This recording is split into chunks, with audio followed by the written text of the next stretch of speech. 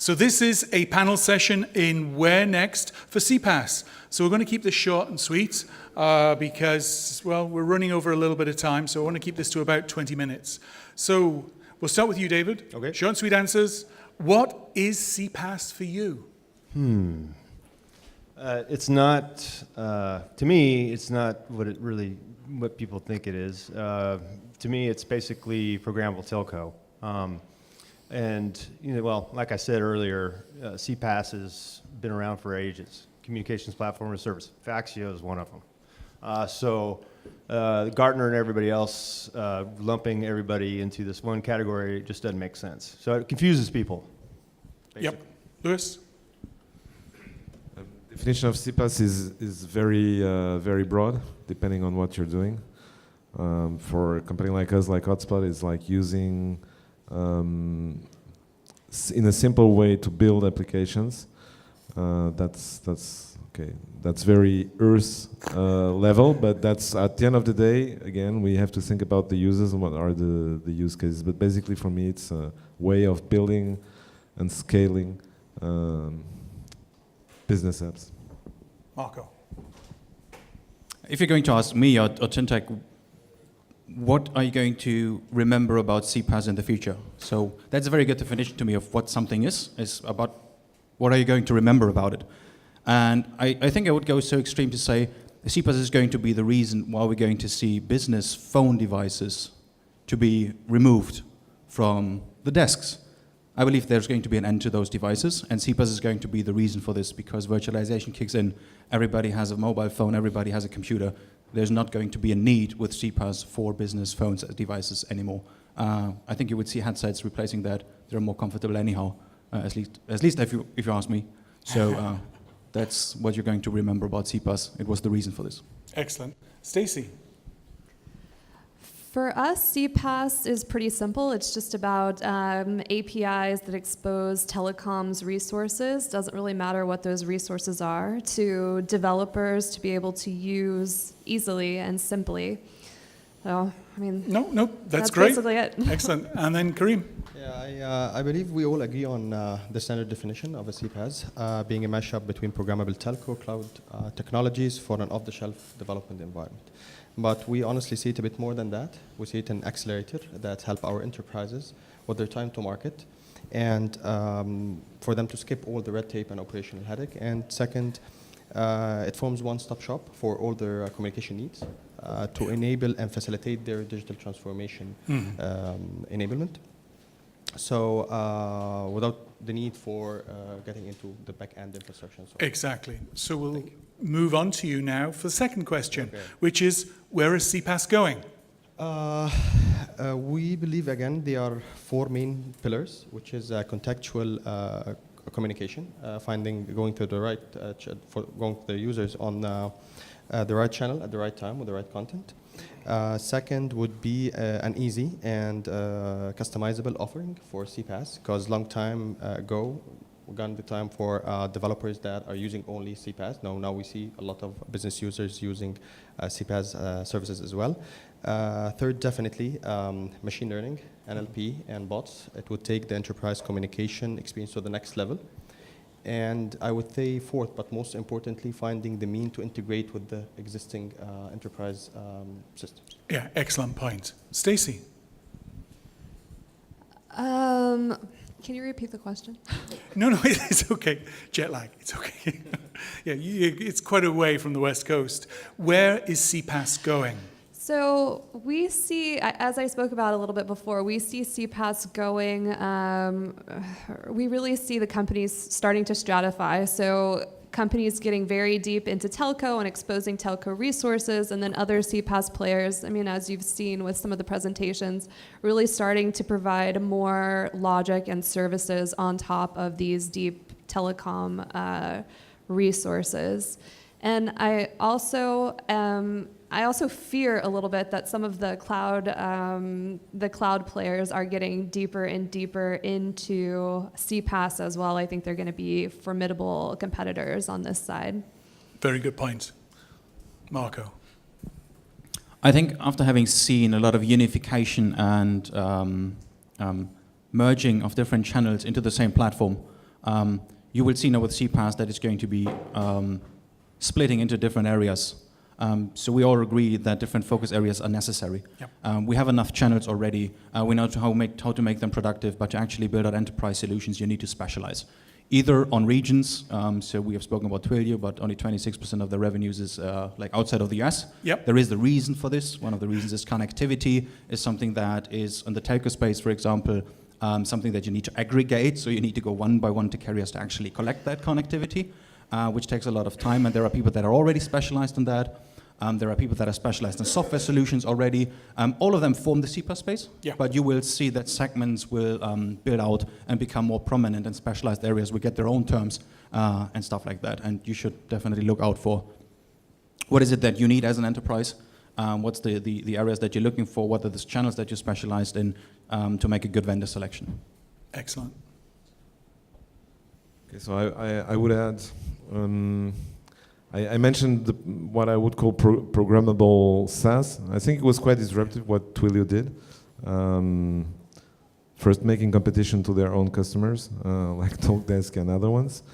But developing is very long. It's dangerous, it has bugs. So, even if you can do everything with CPaaS, and we saw that with Hotspot, it takes time to build applications. And the idea of like delivering blocks, this kind of ideas, or the showroom from VoIP Innovations, where you have like single feature apps and like very targeted things, for me is a real trend. What Twilio did with Flex, being a cool UCaaS like solution, is like, okay, you have like already a block and then you just do plugins. It's theory, but it's very expensive, but I think it's worth probably the price. So I see this kind of evolutions in the future, democratization and like mini apps and in all areas. Yeah, Lewis. David.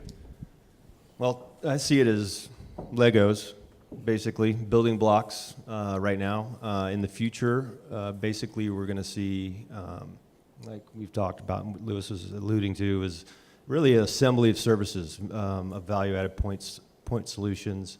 Twilio is looking at that right now too as well, with Flex, and providing a plurality of different types of use cases to better serve customers. Yeah, no, and just to say, and Lewis knows this, there were quite a few other CPaaS players that were providing enablers before Twilio. So it wasn't necessarily disruptive as a category, but it was to their poor customers. Moving on to the last question, which is what's going to be important to be successful as a CPaaS provider? So this is, this is the hard one. I gotta go first, we've covered basically what it is, where it's going. Now, operationally, what are some of the keys to success? Well, you have to have a good team, execute, table stakes. I think APIs that are now, composited APIs that basically are table stakes, and the ability to enable developers, but more importantly, businesses to pick and choose what they need to solve a particular pain point, and that's big. Yeah, no, and that's a very good point we're going to hear this afternoon. So that point we'll actually come back to. Lewis. The question is what? What's going to be important? You don't have the advantage of jet lag. It's just staying up too late. No, but I go out with jet lag people. What's going to be important to be successful as a CPaaS player?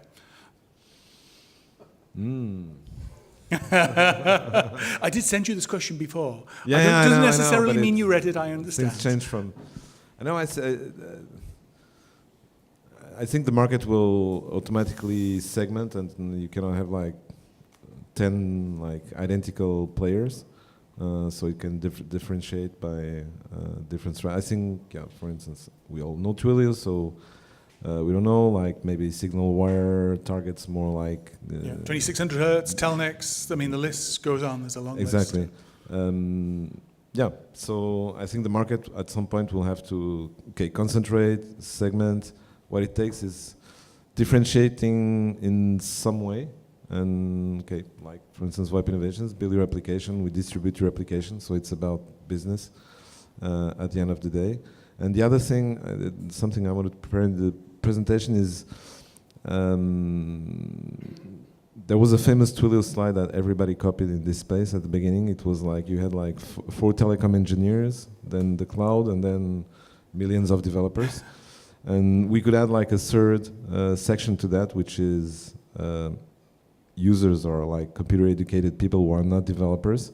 And with all this trend of like doing simple things like with visual designers, I think it's also a trend because the audience of CPaaS is still concentrated. Like telecom was for telecom engineers and for web developers, and now in the future, maybe a 5-year-old can like design like an IVR very easily or do some call flows, and so on. So That's a very good point. Yep.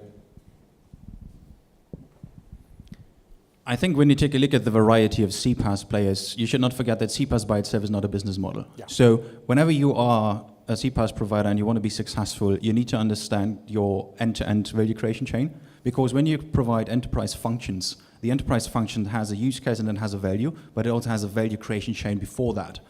Specifically when you speak about the CPaaS space that is related to telecommunications, because communication platform as a service is not focused purely on telecommunications. It has IP communications as well. So sitting here and speaking about telecommunications piece of the CPaaS side, you indeed need to have an identity. You need to be sure about what is your add value to the value creation chain. We at Tintec, for example, we have built interconnections based on a different concept than others, being an operator ourselves, an international, and interconnecting like an operator to build up connectivity asset. And that is an identity, I think, and every CPaaS provider needs to have an identity that differentiates. You cannot just copycat one CPaaS like style from one country or one region or one channel to another. It doesn't work. Exactly. So you need to build up your own business model, your own identity, and preferably on assets that you have built out over a longer time of your business to make sure that this is actually meeting the need for productivity and operational efficiency that enterprise use cases at scale require. Excellent answer. Thank you, Marco. Stacey. Along the lines of what everyone else has said so far, I think it really depends on what audience you're serving. And so for us, since we're serving such large enterprise clients, it's going to be important for us to continue to focus on quality because they're becoming more demanding, on pricing obviously because they're becoming more demanding, and just on making sure that we're constantly understanding our clients' problems and how we can help them with the assets that we have solve those problems. I think just maintaining a very strong customer focus is one of the most important things for any business to be successful, and also in this industry as well. And I think just to the two previous presentations we saw, when you focus on the customer, it's important to remember the customer isn't you.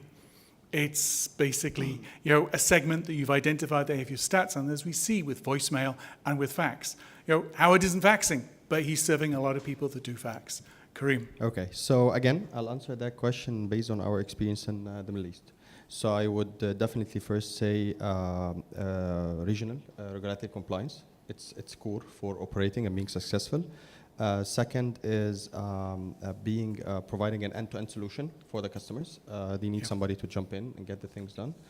And third is being flexible and to take more customizations, because there is different use cases for each of these enterprises. Yeah. And I would say it would always remain having a strong platform that would support that you deliver to the customers what you promised them you will.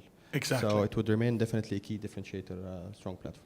Exactly. And I know it sounds trite to say customer focus, but when you're so defocused by the technology and a lot of the marketing BS that's out there, it is something that you have to keep coming back to and reminding yourself almost on a daily basis. So this was an excellent panel, very open, frank statements in terms of what CPaaS is, where it's going, and what you need to be successful. So again, thank you so much, guys. A round of applause for the panel.